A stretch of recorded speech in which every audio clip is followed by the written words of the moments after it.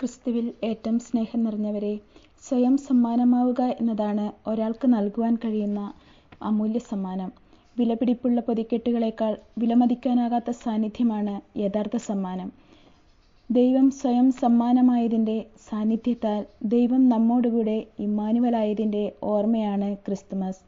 ദൈവം നൽകിയ ഈ സമ്മാനം സ്വീകരിക്കാനും നാം തന്നെ ഒരു സമ്മാനമാവാനും ക്രിസ്മസ് നമ്മെ ഓർമ്മിപ്പിക്കുന്നു.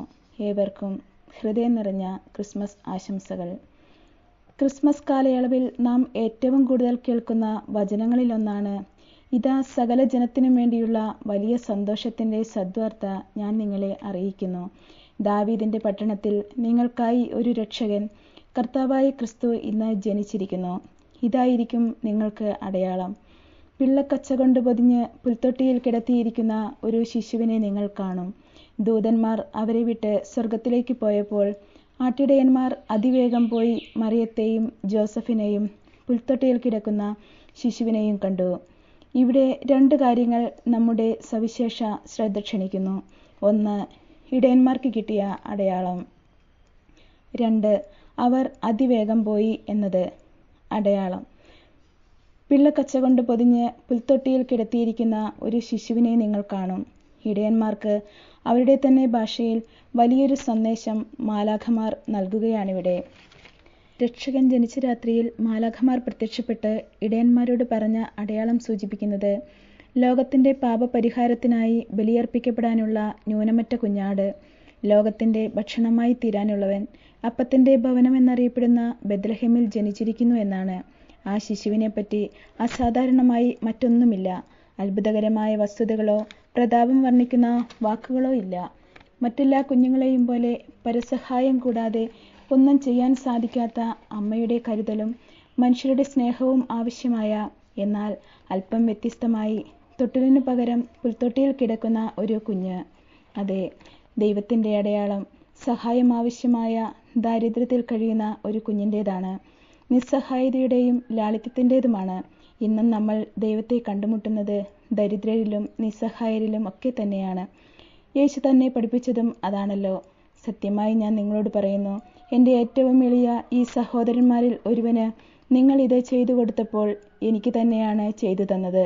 അതെ, എളിയ സഹോദരർക്ക് മുന്നിൽ നിറസാന്നിധ്യമാകാൻ നമുക്ക് കഴിഞ്ഞാൽ നാം അവർക്ക് ഒരു സമ്മാനമാകും. നമ്മുടെ സമ്മാനം ധനം കൊണ്ട് മാത്രമല്ല, നമ്മുടെ ദയ, അറിവ്, പ്രാർത്ഥന, സ്പർശം, വാക്ക്, സമയം, എന്തിനേറെ നമ്മുടെ ഒരു പുഞ്ചിരി പോലും സഹായമാണ്, സമ്മാനമാണ്. യേശു സമ്മാനമായത് എല്ലാവർക്കും വേണ്ടിയാണ്. എന്നാൽ അവനെ സ്വീകരിച്ചത് പല വിധത്തിലാണ്.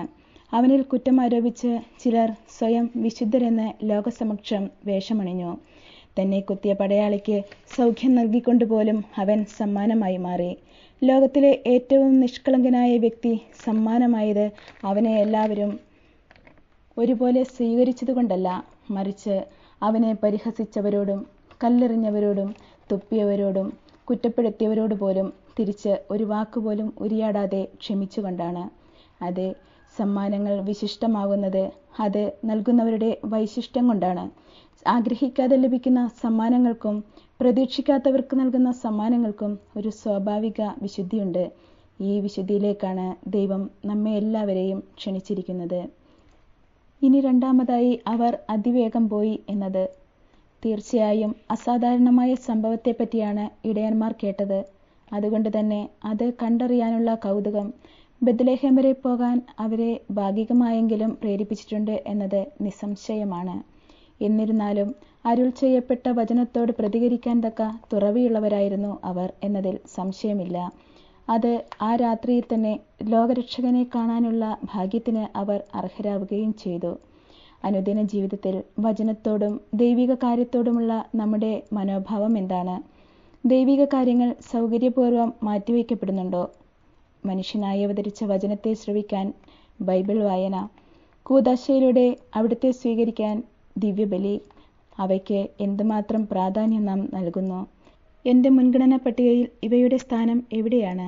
അലസതയുടെയും വിമുഖതയുടെയും മനോഭാവമൊരുക്കി അത്ഭുതങ്ങൾക്കായി പ്രാർത്ഥിക്കുന്നവരാകാതെ ദൈവിക കാര്യങ്ങളോട് ക്രിയാത്മകമായി പ്രതികരിക്കുന്നവരാകാം. അങ്ങനെ ഇടയന്മാർ തങ്ങളോട് പറയപ്പെട്ടതുപോലെ കാണുകയും കേൾക്കുകയും ചെയ്ത സകല കാര്യങ്ങളെയും കുറിച്ച് ദൈവത്തെ മഹത്വപ്പെടുത്തുകയും സ്തുതിക്കുകയും ചെയ്ത് തിരിച്ചു പോയതുപോലെ നമുക്കും ദൈവത്തിൻ്റെ വാഗ്ദാനങ്ങൾ കണ്ടു മടങ്ങാൻ ഇടയാകട്ടെ എന്ന് പ്രാർത്ഥിക്കാം. നമുക്ക് ദൈവത്തിൻ്റെ സമ്മാനം സ്വീകരിക്കാനും സമ്മാനമാകാനും സാധിക്കട്ടെ. സർവശക്തനായ ദൈവം പിതാവും പുത്രനും പരിശുദ്ധാത്മാവും നമ്മെ സമൃദ്ധമായി അനുഗ്രഹിക്കുമാറാകട്ടെ. ആമേൻ.